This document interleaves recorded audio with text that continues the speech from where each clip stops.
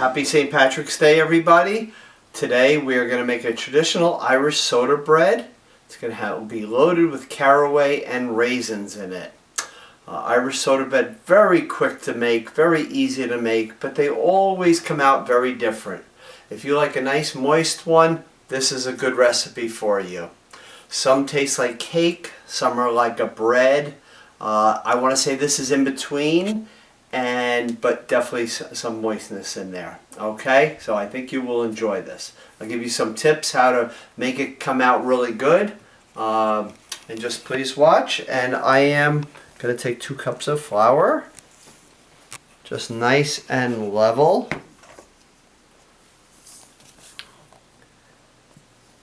Just like that. Any all-purpose flour would be fine for this. Then 1 tablespoon of sugar. Make sure you do put that sugar in, because that is what is going to give you the moistness in the bread, and it actually gives it the crust, the body of the Irish soda bread. Okay. We're going to take 1 teaspoon of baking powder. Just like that. Make sure it's nice and level. And then a 1/2 teaspoon of baking soda. So you have the combination of the baking soda and baking powder. And a 1/2 teaspoon of salt. The salt will just bring out the flavors in this. And just to the 1/2. Yep, perfect. Now what you want to do is just take a wire whisk, just mix this around. And with this recipe, you want the butter to be very cold. So I just took this out of the refrigerator. You can even put it in the freezer just for a few minutes. And you need 1/4 of a stick. So that is just taking a 1/2 of a stick. I always like to use unsalted butter, because with unsalted butter, what you are doing is you're starting with no butter at all. Okay, so we are just going to crumble this into the mixture. You could grate this with a food grater, but a 1/4 stick, it's not too much, so you'll be done pretty quick with this. Okay. Okay, so I'm just going to take this butter and I'm going to add this to the flour mixture. And then what I'm doing is I'm just crumbling this until the butter is kind of like pea-sized. Okay, it's almost like a coarse meal. And when this is where you can't really feel the butter anymore, I'm going to add in the raisins and the caraway seeds to this. Now with this bread, you want to bake it in a 375 oven for about 50 minutes. And you put it bring the lowest rack up 1 notch, and then you're going to take a sheet of aluminum foil and put it on the rack above. And that will prevent it from getting too dark too quickly. And at the end, if you see like about 10 minutes before it's done, if you say, I like it a little more brown, or just take that aluminum foil away and it will finish it off. Okay? But you don't want it to get too brown too quickly. So I'm just trying to get this again to coarse crumbs. And then I'm going to add in my raisins. And you could always put extra in if you want. I put in a 1/3 cup. And I put in 1½ tablespoons of the caraway seeds. Okay, just about there. I also do a Irish molasses raisin bread. I have an Irish biscuit class as well. And so please look for those at some of the classes that I do.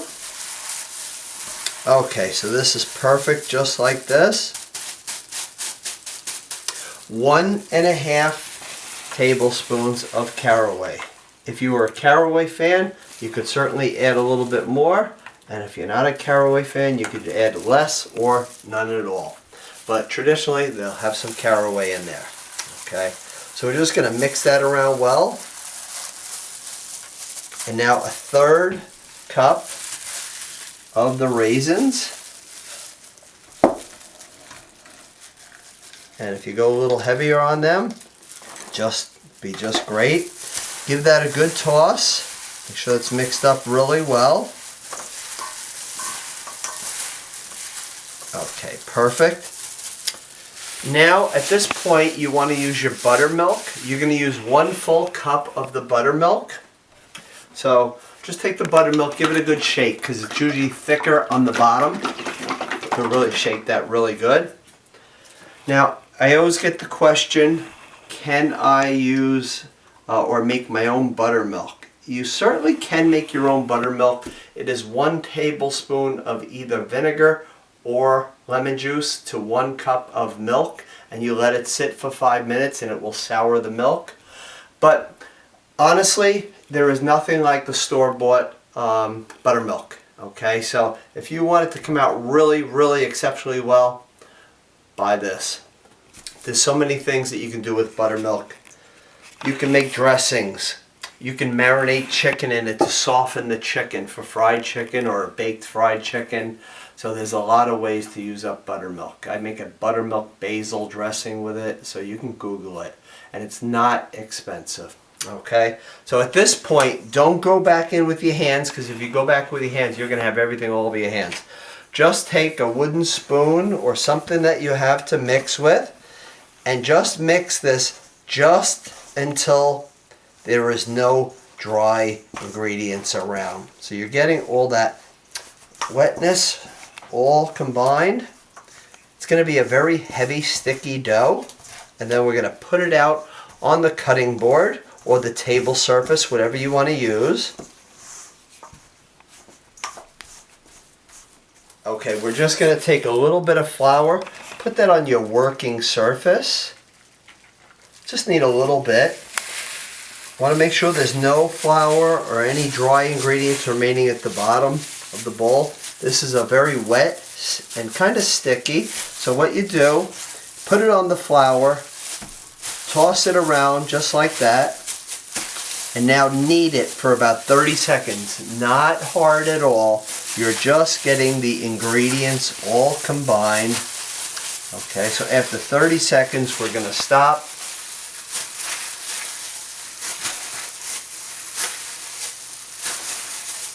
And this will come out very, very well for you. This freezes excellent. This will freeze a good 2 months, okay, and stay very well. All right. It is always very good the first day, of course, and then after the first day, it'll lose it a touch and lose it a little more, like any baked good would. Okay. Okay. So the way I always tell everybody, build this up pretty high, just like this. Okay. Make it almost look like a softball. You can kind of see how high that is, like that. So the higher you can get it, the better. And you want it pretty high for when it goes in the oven. Now, what we're going to do is just put a little X across it, a little cross. And in Ireland, they believe when you put a little X across this, that it will keep the devil away. Okay? So, we are going to put this on a baking sheet. You want to use either parchment paper or the silicone baking mats. I'm going to lift this dough just like this, put it in the center. And now remember, I'm going to lift the rack from down below in the oven, put it up 1 notch, and then I am just going to take a sheet of aluminum foil and put it on the rack above, and then that direct heat does not go on to the Irish soda bread. And it will be nice and golden brown, but if you feel like you need it browner, about 5-10 minutes before it's done, just take that foil away and it will finish getting brown. Okay? But most likely you will not need to take this away. So we're going to put this in our oven, and 50 minutes it will be done. So our beautiful Irish soda bread is complete. Look at that. It's so good.